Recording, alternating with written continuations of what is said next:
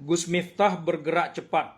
Potongan videonya yang viral seperti mengatai seorang penjual es teh dengan kata yang kurang pantas menyudutkan dirinya. Ia langsung meminta maaf dan berkunjung ke rumah penjual es teh itu yang bernama Sun Haji, nama yang bagus, ayah dari dua anak yang sederhana. Sun Haji mengatakan sudah memaafkan Gus Miftah dan tak dendam kepada beliau. Gus Miftah berjanji akan kembali lagi ke rumah Sun Haji dan mengadakan pengajian di rumah itu.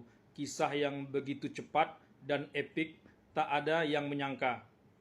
Sun Haji mendekat ke arah Gus Miftah berharap ia akan memborong dagangannya untuk jamaah di dekatnya. Dan itu ditunjukkan oleh seorang ustadz yang ada di samping Gus Miftah. Tapi entah kenapa Gus Miftah justru menganggap itu sebagai todongan terhadap dirinya. Sehingga bukannya memborong dagangan yang dilakukannya, malah ia melontarkan kata-kata yang tidak pantas terhadap Sun Haji. Kasihan betul melihat raut wajah Sun Haji dibegitukan oleh seorang Gus Miftah yang sedang berceramah di depan dan ditertawakan oleh para jamaah. Oh kon borong. Es tehmu cik oke ra? Masih. Ya kono didol goblok.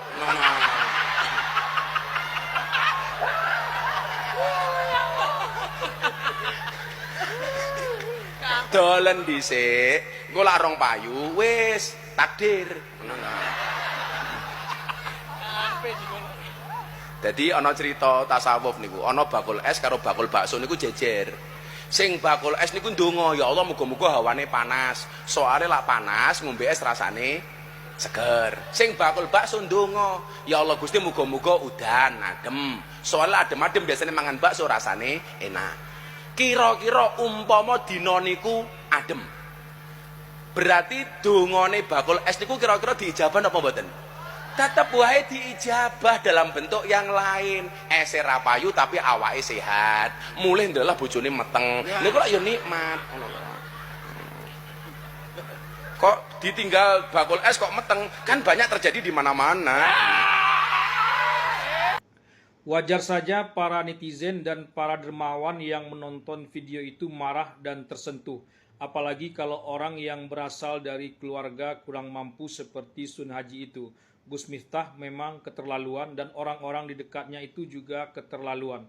Terutama ustadz yang berpeci hitam yang menunjukkan gelagat Sun Haji agar Gus Miftah memborong dagangannya itu. Ustadz yang berpeci hitam itulah yang sebetulnya membuat kekisruhan ini bermula. Ia tak bisa membaca suasana batin seorang Gus Miftah seperti apa pada waktu itu, asal menyela saja. Tapi apa boleh buat, peristiwa itu sudah terjadi. Saya menilai ceramah lanjutan Gus Miftah tentang penjual bakso dan penjual es teh itu sudah sering juga kita dengar. Tak ada masalah, lazimnya penjual bakso yang menginginkan cuaca hujan, sementara penjual es teh justru menginginkan cuaca panas terik sehingga dagangannya bisa laris manis. Tapi memang ada pilihan kata yang kurang pas saja, terselip di awal isi ceramah itu sehingga kalau itu saja yang tersebar pastilah jadi kontraproduktif. Gus Miftah dianggap orang yang tak punya adab, lancang, tak pada tempatnya dan lain-lain. Gus Miftah memang seorang penceramah yang kontroversial, tapi ia relatif bisa diterima di banyak kalangan, mulai kalangan bawah, menengah, sampai kalangan atas, mulai dari artis, pejabat, hingga orang biasa, mulai dari lapangan luas, pesantren, istana, sampai komplek lokalisasi. Keterlibatan Gus Miftah dalam politik juga nyata sejak dulu hingga sekarang. Saat ini ia menjabat staf khusus Presiden bidang kerukunan beragama. Jabatan ini pula lah yang membuat spektrum kasus ini meluas. Harapan orang terhadap dirinya begitu tinggi. Ini dianggap seperti pemimpin atau pejabat yang menertawakan profesi rakyatnya di tingkat bawah. Apalagi Presiden Prabowo pernah mengatakan di hadapan Sivitas Akademika di Universitas Kebangsaan bagaimana ia begitu menghormati mereka yang berprofesi sebagai pedagang kaki lima, buruh, nelayan, petani, dan lain-lain sebagainya yang memeras keringat menghidupi keluarganya. Presiden Prabowo sedang getol-getolnya menaikkan taraf hidup para pekerja, guru, dan lain-lain. Sementara stafnya sedang mengolok-olok profesi itu. Sungguh bertolak belakang. Reaksi keras publik sangat wajar.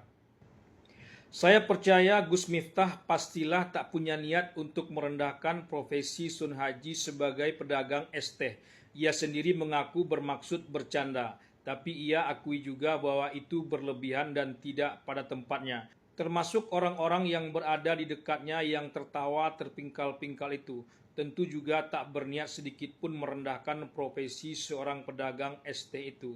Tapi apa boleh buat, semua sudah terjadi begitu cepat. Dunia yang tanpa batas ini membuat suatu peristiwa bisa abadi dan bisa diartikan lain di waktu dan tempat yang lain pula.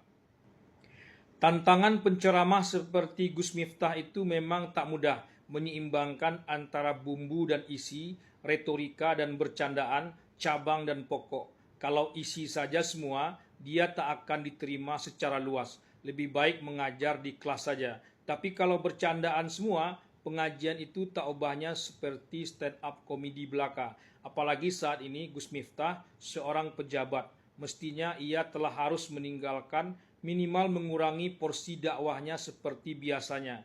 Tapi ini pelajaran bagi semuanya. Semoga derajat Bapak Sun Haji ditinggikan oleh sebab terpelesetnya Gus Miftah ini.